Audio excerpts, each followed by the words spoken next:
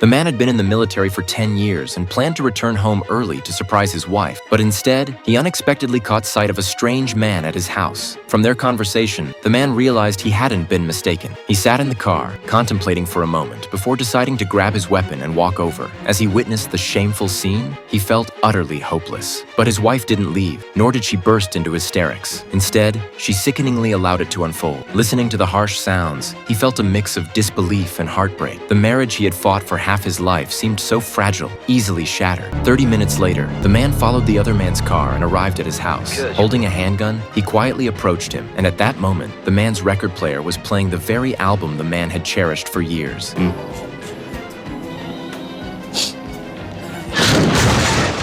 The man eliminated the rival, casually taking the album that had once belonged to him. Then, while his wife slept, he silently returned home without a word. When the wife heard a noise and went to check, she found the record player was playing the very same album that her lover had clearly taken. Upon seeing her husband suddenly back home, she didn't appear overjoyed. The husband merely stared at her coldly. They locked eyes, but neither said a word. However, both seemed to understand what had happened in that silent moment. The next day, the wife called her lover, but there was no answer.